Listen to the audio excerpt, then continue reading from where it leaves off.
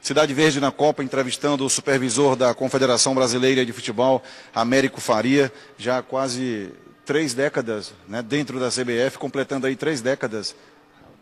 2 e mais um pouquinho. Agora, Américo, como é que funciona a logística da seleção brasileira antes de uma Copa do Mundo?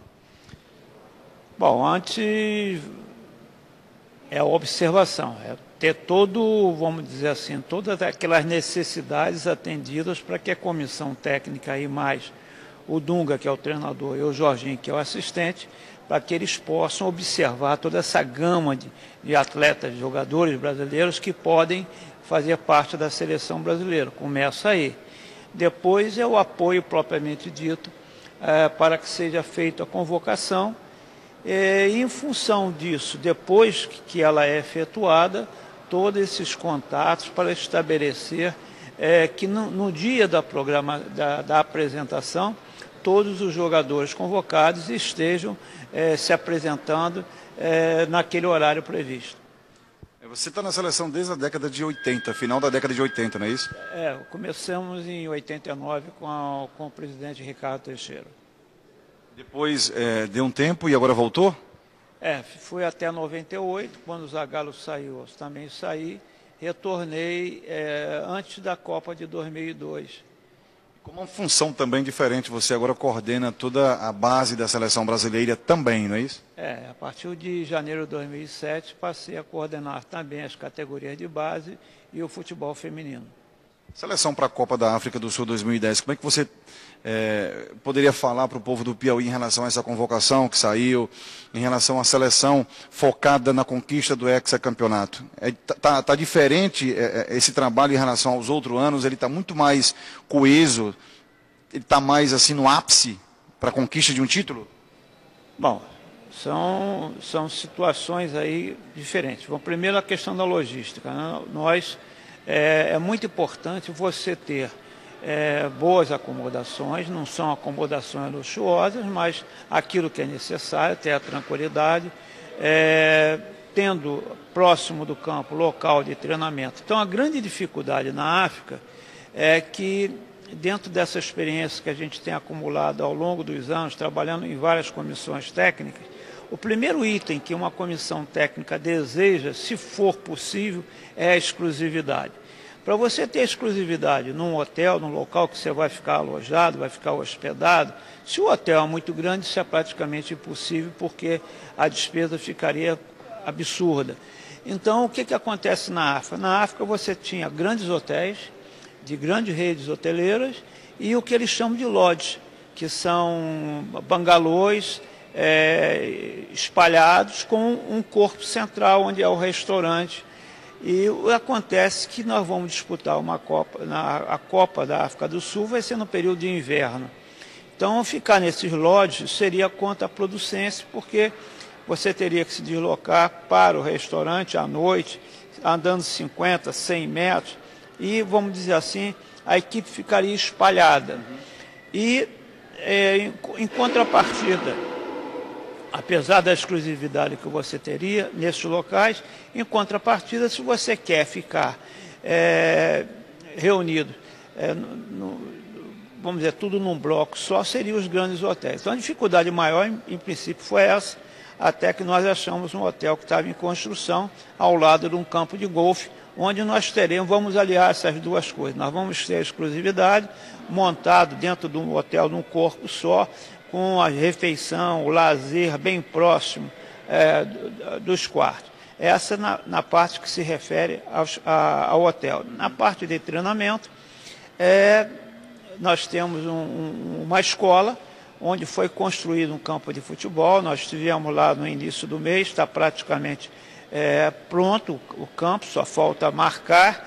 E, no mais, a questão da logística, né, o deslocamento e tudo mais que nós vamos ter, mas isso é feito e providenciado pelo comitê local.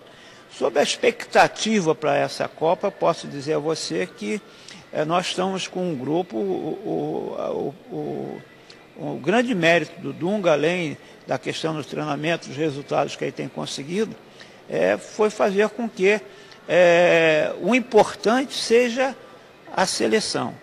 Os jogadores são estrelas nos seus clubes, mas quando eles estão na seleção, a estrela é a seleção.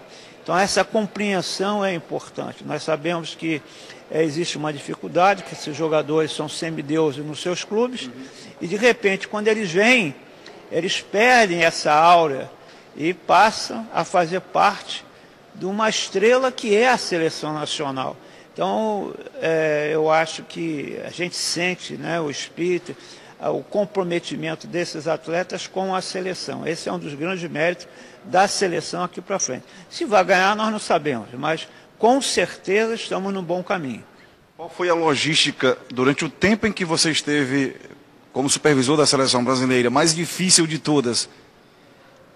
Bom, eu acho que depende muito, né? Nós tivemos em 94, por exemplo, nos Estados Unidos, que não era um país de futebol.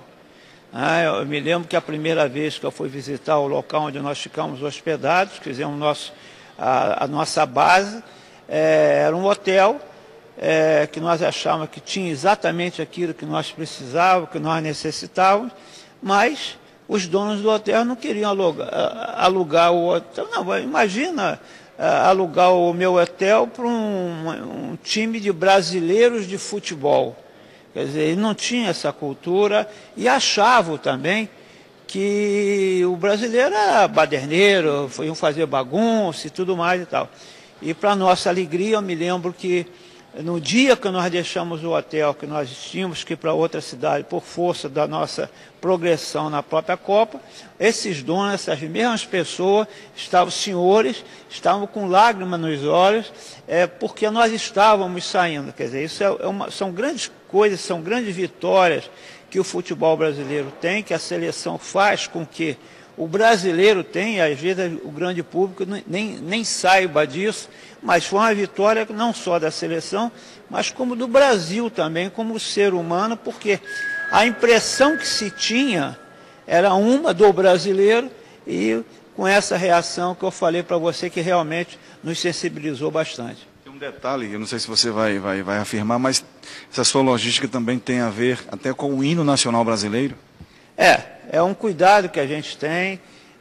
Às vezes a gente recebe carta, a equipe não canta o hino e tal. O jogador tal está errando. Então a gente tem um cuidado todo especial nisso. E nós, toda apresentação, a gente recebe uma pasta, isso até do simples amistoso até a Copa do Mundo. E que tem a letra do hino nacional, a gente brinca e tal, para que eles procurem ler e tudo mais, porque antigamente era comum nas escolas públicas, você todo dia tinha um hino nacional, se formava, uma vez por semana, né? Se cantava o hino nacional e depois ia para a sala de aula. Isso eu não sei porque está terminando. Então esse sentido, né, do patriotismo, de um dos nossos símbolos, que é o nosso hino, está deixando de ser cantado. Então é importante isso. E o Instituto de Futebol Brasileiro era um órgão que a CBF tinha. Uma das iniciativas que esse instituto teve foi a criação de um vídeo, na época ainda era vídeo, com a letra do hino nacional explicada, porque a letra é um tanto rebuscada, porque é um português mais antigo. Então, se explicando o que significa cada dizer, a palavra, o significado da palavra, e isso foi feito um vídeo. E hoje é um CD, e cada apresentação oficial da seleção brasileira é um vídeo curto. Eu faço e peço, não só na seleção principal, mas também nas categorias de base e nas seleções femininas, esse vídeo, esse CD, ele é projetado para que todos os componentes das delegações brasileiras assistam esse vídeo para entender um pouco mais da letra do nosso hino.